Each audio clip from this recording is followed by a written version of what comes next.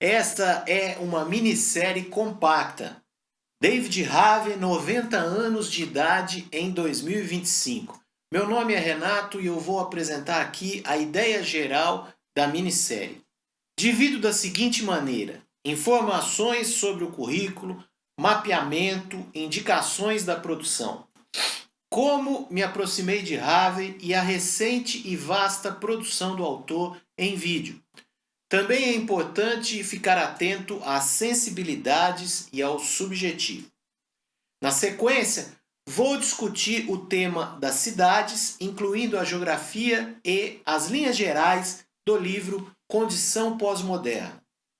Espaços de Esperança, o Novo Imperialismo e o Neoliberalismo, História e Implicações são livros que serão conteúdos densos aqui resumidos, assim como as questões centrais do capital ontem e hoje.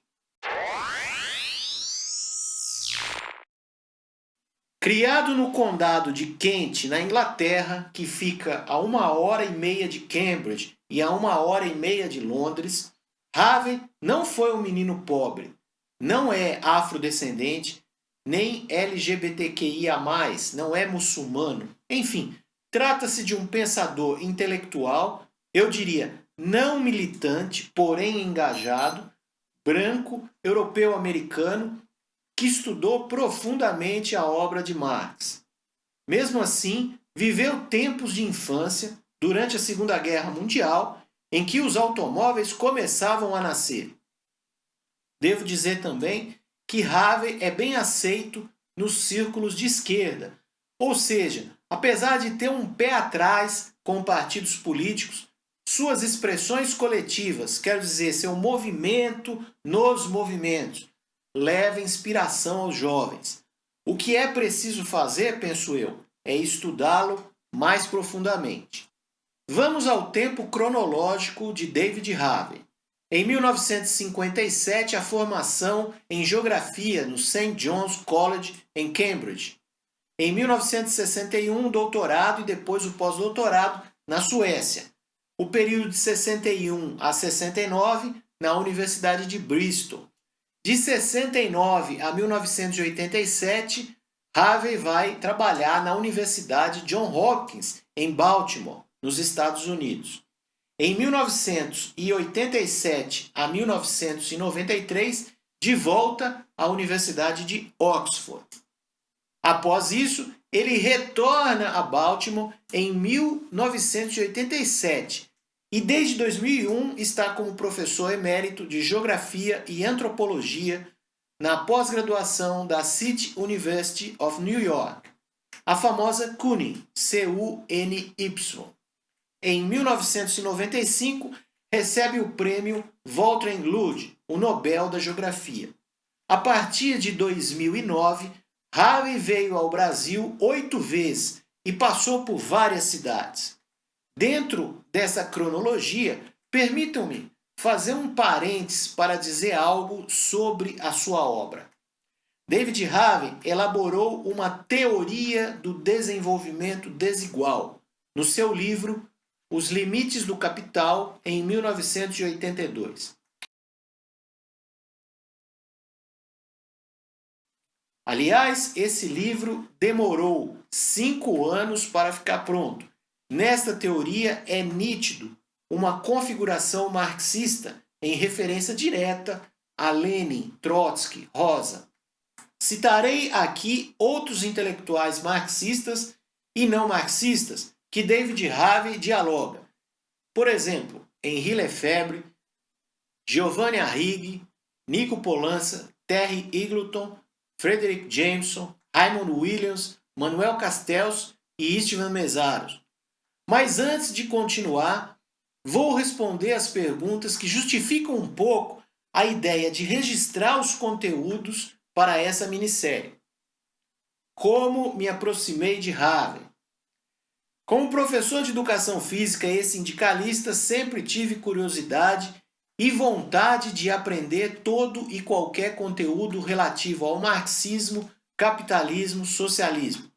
No início dos anos 90, tive acesso ao livro Condição Pós-Moderna. Nessa leitura, fiquei perplexo com o fato de que o capitalismo é orientado para o crescimento. Palavras textuais de Harvey. Como assim? Perguntava. Crescimento para sempre? Cresce e não para mais? Na época, era comum às pessoas da esquerda debates acalorados sobre modernidade, pós-modernidade, assim como saber mais sobre a dialética e ao Marx da juventude, ao Marx da maturidade. Minha formação sindical também foi muito valiosa nesse processo. Mas voltando ao livro Condição Pós-Moderna, logo no início há um destaque para a tese do autor. Permita-me ler esse trecho. Os modos mais flexíveis de acumulação do capital em um novo ciclo de compressão do tempo-espaço na organização do capitalismo. Olha, confesso que esse livro foi um divisor de águas na minha formação. A partir daí entra um hiato que só mais tarde será preenchido, ou seja, as obras de Harvey traduzidas para o português. A partir dos anos 2000, interessei-me ainda mais sobre David Harvey. São basicamente 3 livros desse período, mais um livro tipo coletânea. Espaços de Esperança, O Novo Imperialismo e o Neoliberalismo, História e Implicações. Todos esses da Edições Loyola. E A Produção do Espaço Capitalista, esse livro da editora Ana Blume. Com a chegada dos anos 2010, a exclusividade da Boitempo Editorial disseminou, digamos assim, a vasta produção de Harvey, portanto, faz muito sentido pegar as peças do quebra-cabeça e começar a montar.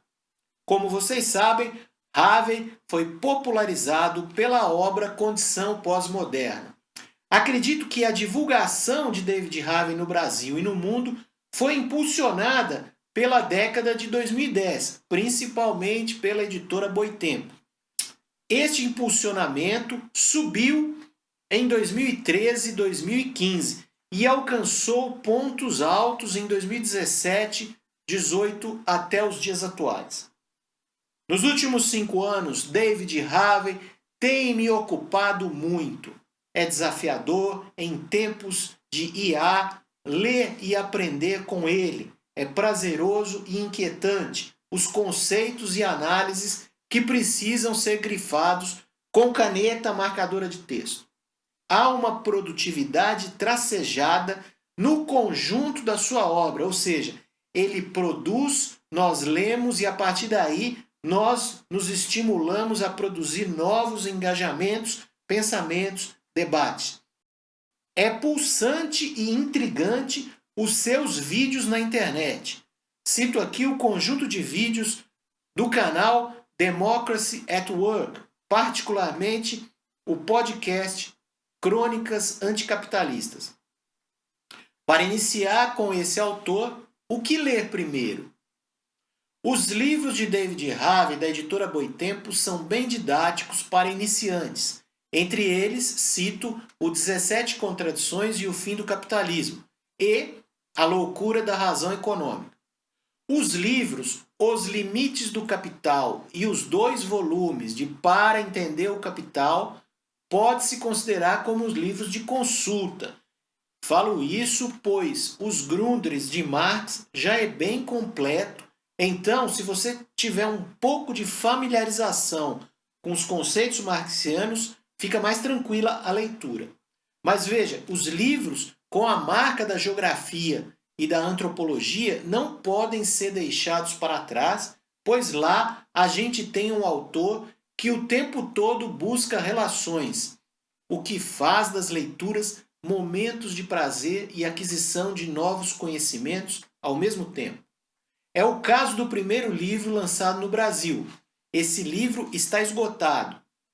Em 1980, Harvey chegou ao Brasil pela editora Ucitec, com o livro A Justiça Social e a Cidade. Por outro lado, não vejo problema algum, nos dias de hoje, você começar com um determinado texto, andar para frente e voltar. desde que seja possível ligar os pontos, as expressões, os exemplos, o cabedal teórico construído. E quanto aos vídeos? Especialmente as entrevistas e o podcast Democracy at Work. São fantásticos esses vídeos. Tem muito conteúdo e o melhor de tudo é que há uma didática bem planejada nesse material. Antes que eu me esqueça, tenho um compilado de vídeos disponíveis sobre David Harvey. Por outro lado, o formato de palestras muito longo e com intervenções da plateia parece ter se perdido. De qualquer forma, tem bons vídeos de palestras que podem ajudar a qualquer estudante a se animar com Harvey. Há um texto de João Sarmento, de Portugal, chamado David Harvey, Lugares e Encontros. Tem o texto do professor Evânio Branquinho, David Harvey e a virada marxista na geografia. O trabalho de Ricardo Mussi, David Harvey para além de uma geografia do capital, entre outros. Em primeiro lugar, a questão da acumulação, ontem e hoje, que envolve excedentes. Depois, a questão da compressão espaço-tempo, que envolve tecnologia. Em terceiro, as contradições do capitalismo, que envolve grandes círculos, gráficos e formas espiraladas. Essas são, para mim, grandes essências. Quanto às sensibilidades, essa é fácil. David Harvey é cativante, estudou, pesquisou e lecionou Marx por 50 anos. Precisa dizer mais? Algumas questões sobre cidades, geografia e a condição pós-moderna. Voltemos aos anos 1980. Fumaça de ônibus, a portaria 100 do Ministério do Interior, limites para a emissão de fumaça preta, primeiras academias de ginástica e musculação nos grandes centros. Tínhamos também diversão para os jovens, fliperamas, música pop, Michael Jackson e Madonna. O tamanho da TV popular era de 14 polegadas. Postos de combustível fechavam aos finais de semana e os pedágios eram gratuitos de madrugada. Não havia ração para os animais domésticos. E cada linha de telefone tinha o preço de um carro. Alta inflação fazia com que as principais categorias profissionais entrassem em greves longas e desgastantes. Isso acontecia com frequência com professores, bancários, metalúrgicos, petroleiros. Já nos anos 90, algumas maravilhas, como computadores caseiros e a internet de escada. Esquisitice com a queda do Muro de Berlim e o fim da Guerra Fria. E os direitos da Constituição de 1988, a tal Constituição Cidadã. A liberdade do mercado dava sinais claros de que quem tinha liberdade era quem comprava a liberdade, ou seja, quem tinha dinheiro para isso. Por outro lado, segue alguns filmes memoráveis de todo esse período. Pichote, de 1980, Eles Não Usam Black Tie, de 1981, A Dama do Lotação, de 1978. Falo tudo isso para desenhar um contorno das cidades, tendo como base estudos e o pensamento de David Harvey. Para isso, temos que ter claro que o movimento de tempo, 1970, 80, 90, etc., é acompanhado pela compressão espacial, ou seja, é como se as cidades inflassem de tal maneira a expulsar a população para a periferia. Esse é necessariamente um processo do capital. Como um bicho faminto, o capital busca sempre o lucro, que está sempre à sua frente. Atrás vem a devastação ambiental, o lixo, a degradação familiar, etc, etc. Esse mundo perigoso do capital é o mundo das cidades encantadas e coloridas, que vemos na internet todos os dias. e nos programas televisivos da promoção de novos espaços de desejos. Na verdade, as cores escondem a fumaça, a poluição, os congestionamentos, as disputas desleais.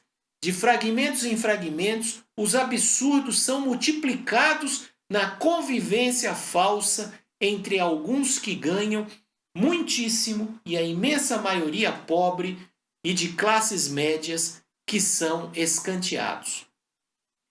Lixo, lugares saturados de cimento, pedra, asfalto, enchentes, são várias as facetas de uma totalidade do que se chama cidade. Nos livros de David Harvey, particularmente no Condição Pós-Moderna, mas também no livro Paris, Capital da Modernidade, há uma curiosidade que são as ilustrações. Eu penso que tudo isso é didático e ao mesmo tempo muito bonito no sentido de entregar um conteúdo completo. Isso também diferencia a linguagem da economia política, de alguma maneira presa a gráficos, números, informações quantitativas. Em Harvey, essa lógica é dialética, pois reconstitui o conhecimento, digamos, desparafusado. As aspas dos seus livros, por exemplo, evidenciam, digamos, a movimentação do capital dentro das cidades. Bem, como Harvey articula primeira parte do seu livro Condição Pós-Moderna com a segunda parte, ou seja, da passagem da modernidade à pós-modernidade em direção a transformações político-econômicas do final do século XX. Entre o velho e o novo, entre as metanarrativas e o cansaço delas, entre as nuances da geografia histórica do capitalismo, entre o Fordismo e a acumulação flexível, há nisso tudo um movimento de ascensão e crise já previsto por Marx, mas que Harvey busca atualizar. Espaço e tempo são categorias centrais no pensamento harveyano e, para isso, ele busca situar com os pés no chão exemplos de produção, domínio, apropriação e mudança de cenários. Como tudo isso acontece, quais os projetos em disputa. Então ele chega à parte 3 do livro com estas lentes, ou seja, a experiência do espaço e do tempo.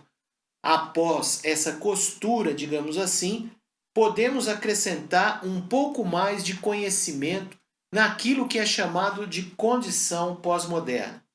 Esse é o livro que tem mais de 35 anos, continua atual, ousado e persistente. Digno de nota é o capítulo 10, Teorizando a Transição. 3 são os modelos apresentados. Primeiro, do antigo capitalismo e seu paradigma industrial ao novo capitalismo e seu paradigma pós-industrial. 2, do capitalismo organizado ao capitalismo desorganizado. E 3, do contraste entre o Fordismo e a acumulação flexível. A opção harveyana é pelo terceiro modelo, do qual ele extrai também 3 características. 1, o capitalismo é orientado para o crescimento. 2, o crescimento é apoiado no controle do trabalho.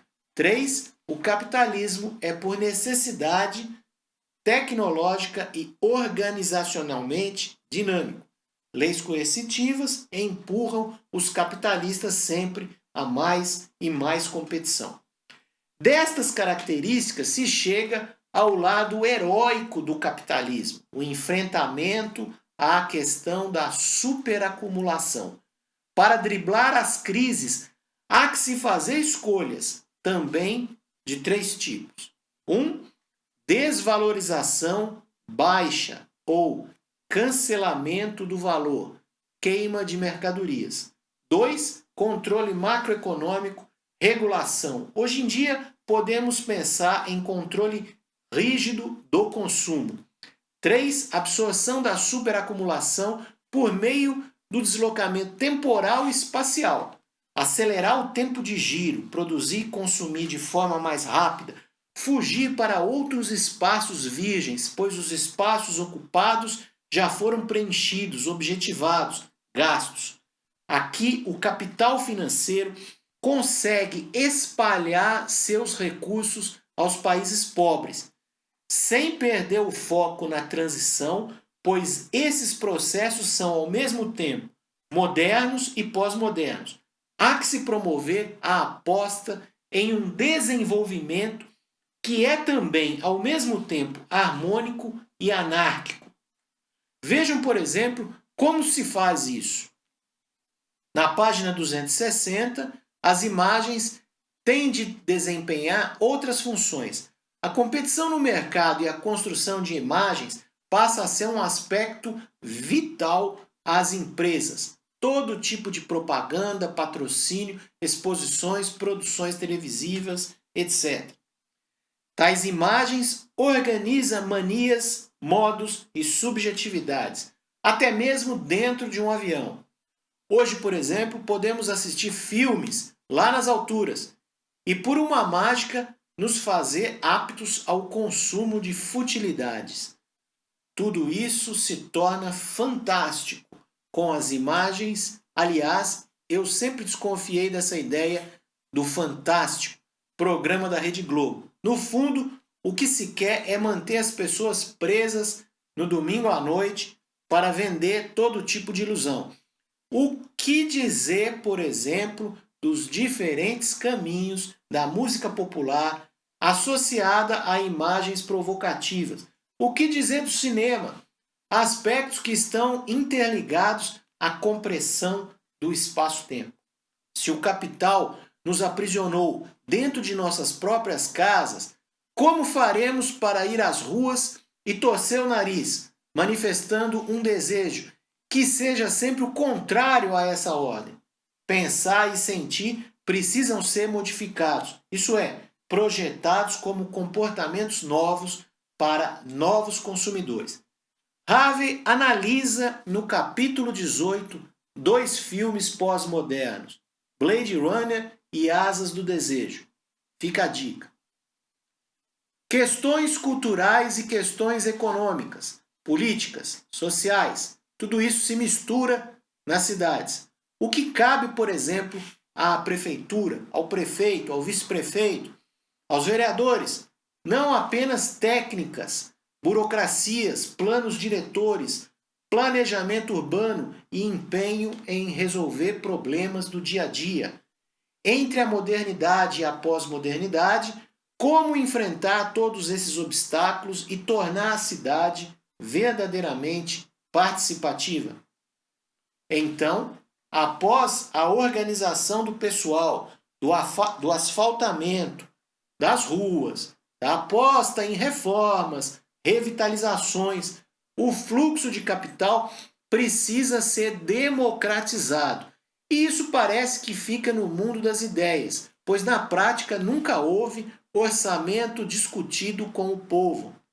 A operação com uma dialética viva entre cidadãos e governantes facilitaria este caminho, mas isso é uma utopia distante e, portanto, o mais fácil é deixar a periferia de um lado e os condomínios de outro, os trabalhadores escanteados e os negociantes ávidos por mais dinheiro de outro.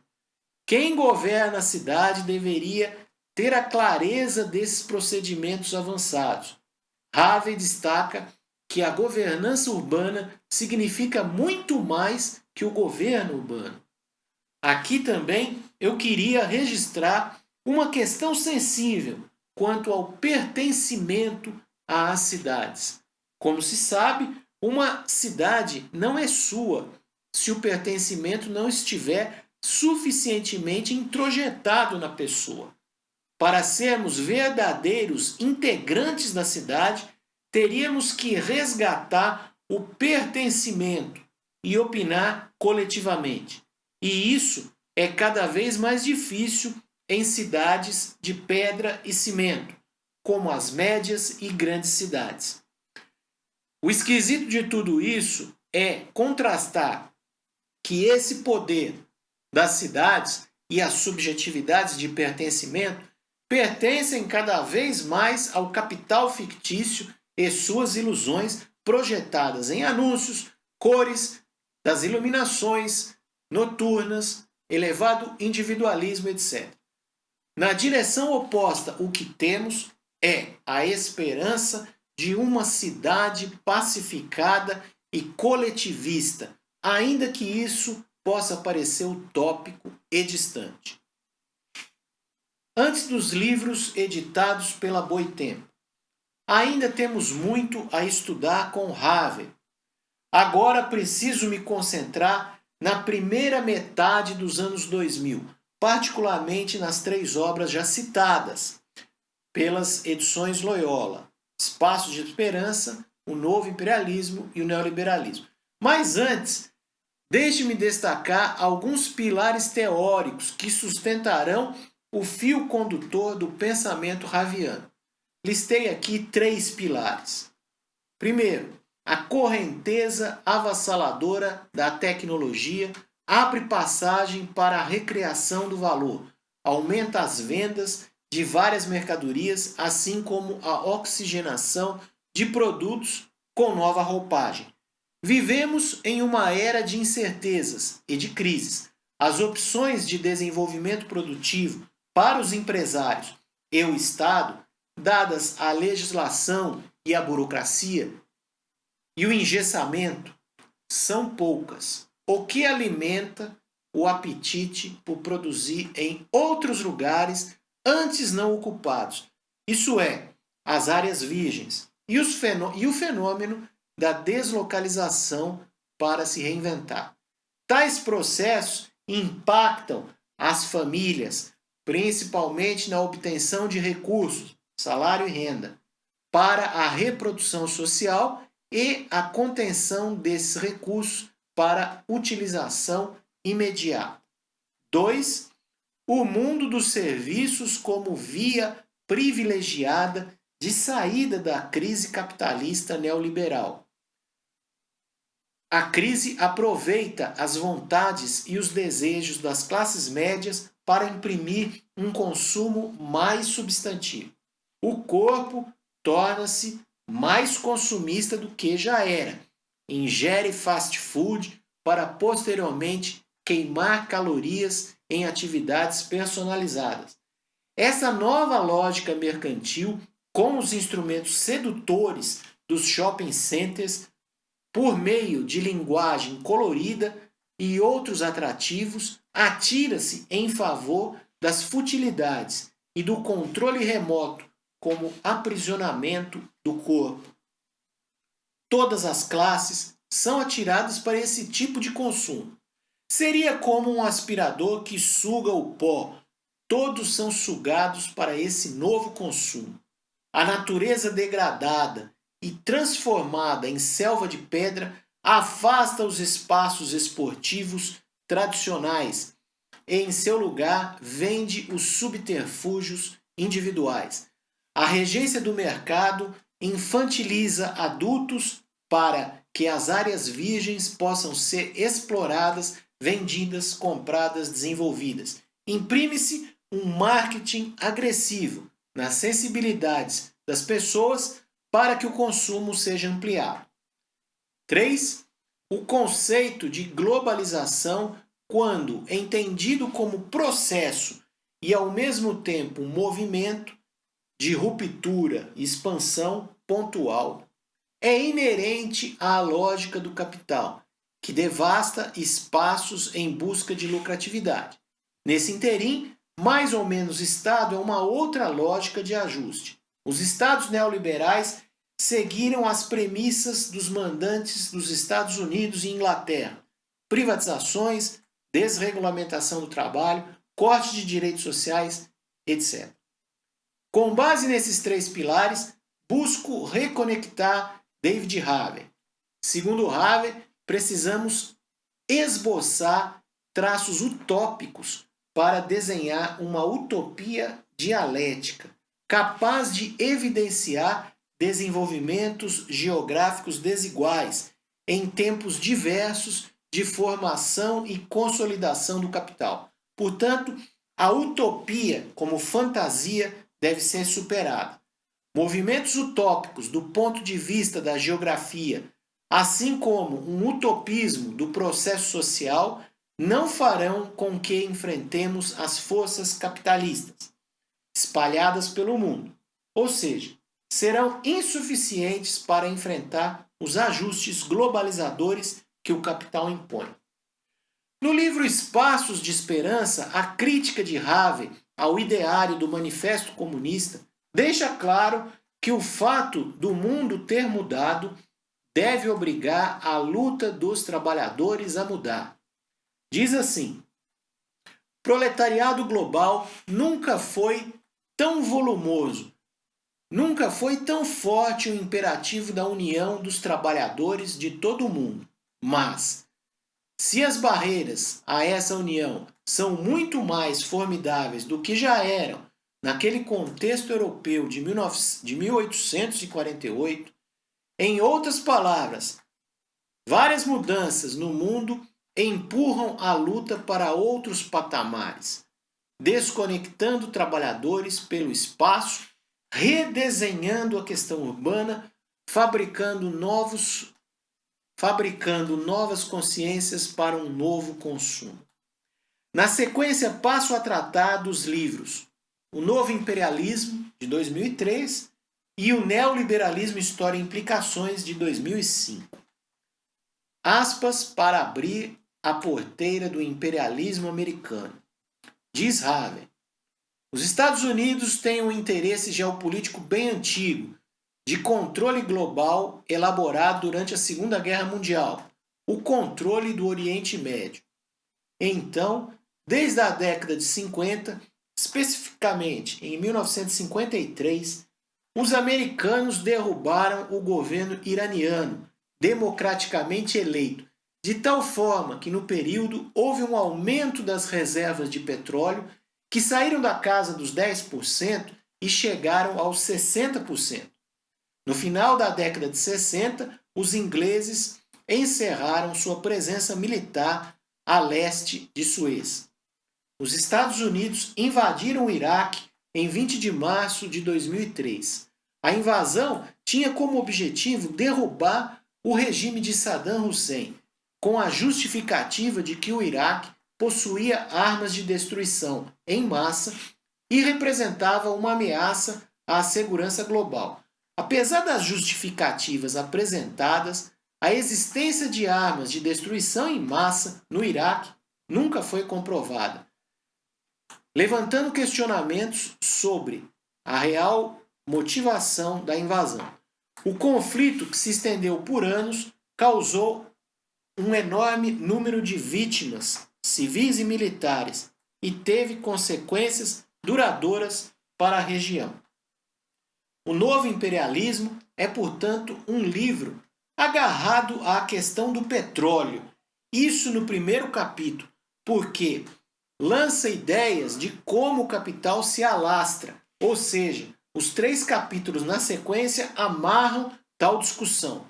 O capítulo 2, como o poder norte-americano se expandiu, e o capítulo 3, a opressão via capital, assim como o capítulo 4, acumulação via expoliação. David Havel discorre sobre a hegemonia baseado em Gramsci. Diz que os Estados Unidos recorreram com frequência à dominação e à coerção. Perseguiu comunistas, assassinou e prendeu líderes dos Pantera Negras, patrocinou golpes no Irã, Iraque, Guatemala, Chile, Indonésia e Vietnã, só para falar de alguns. Tem apoiado o terrorismo de Estado em todo o mundo. O interessante de tudo isso é a possibilidade de escoamento de capitais ociosos, ou seja, em última instância, é a aquisição de armas para consumir o dinheiro parado. Esse é o ponto central, os excedentes de capital e a sua necessidade de fazer estrago que for preciso para salvar o sistema.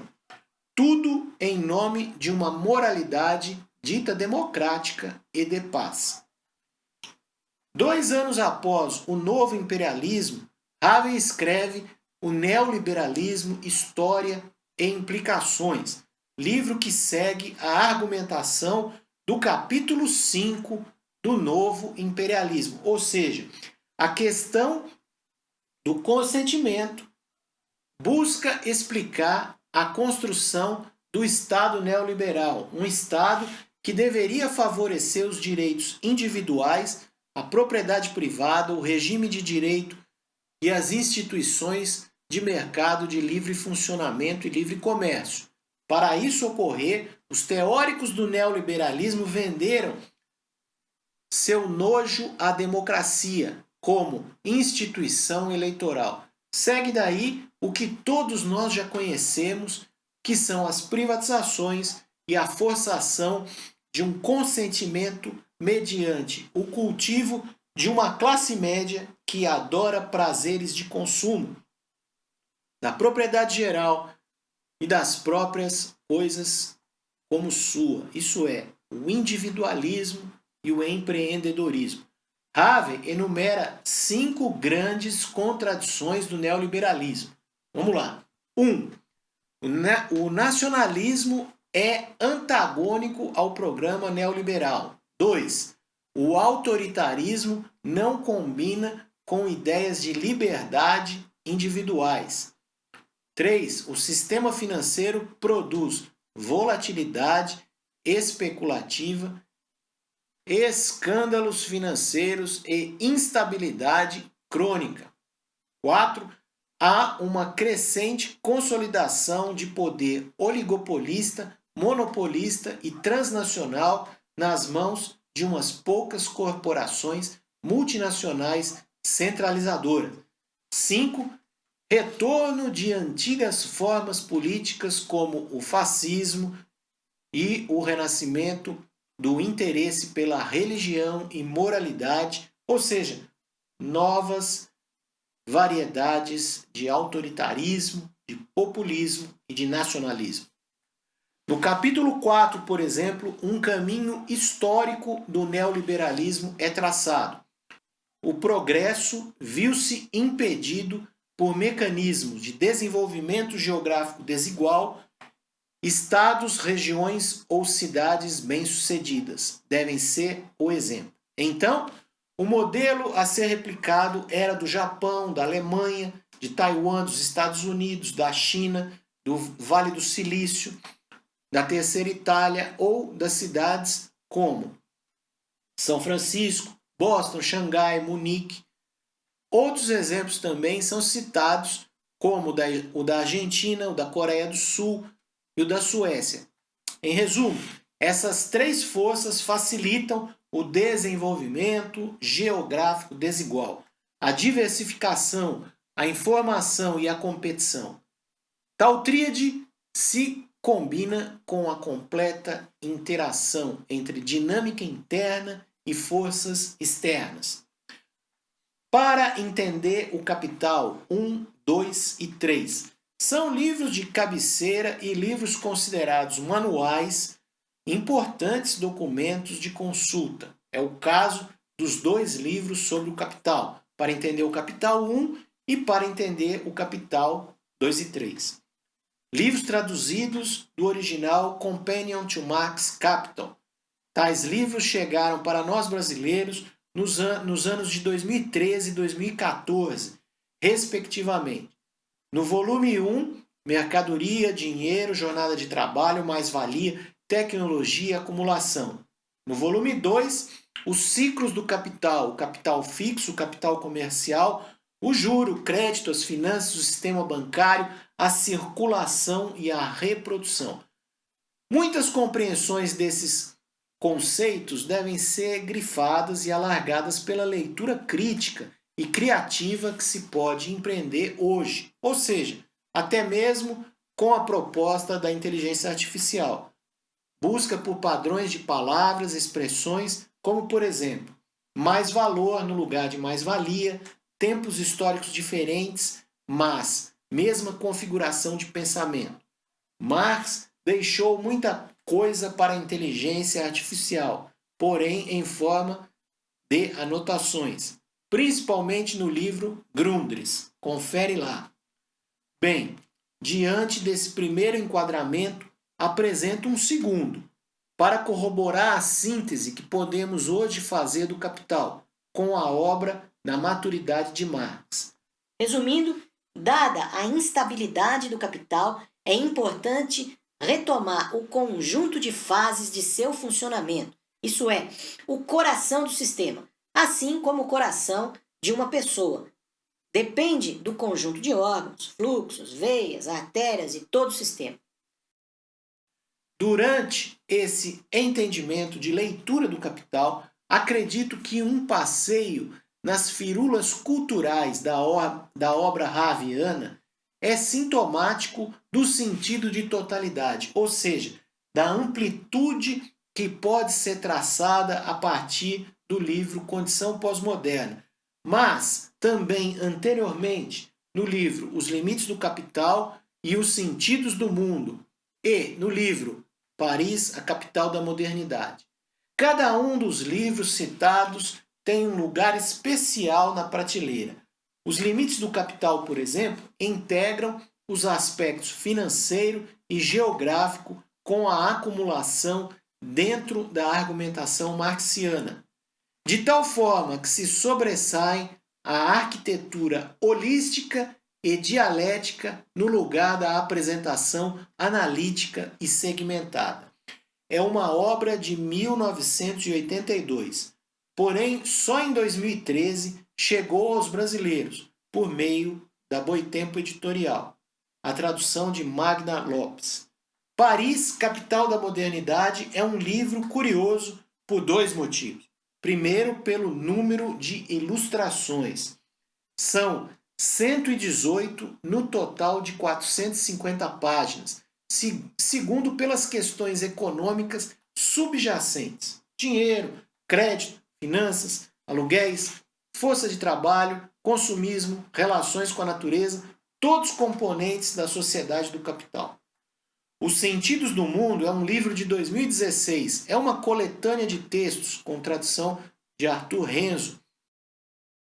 As páginas da introdução sobre a China, assim como questões urbanas e questões da geografia, são bem interessantes na visão de um conjunto da sua obra. Penso que esse livro deva ser lido após certa maturação do próprio autor e sua forma de escrita. Para entender o Capital 1, 2 e 3, foi um projeto que nasceu dos cursos que David Harvey fez sobre Marx, que se tornaram vídeos. Abre aspas.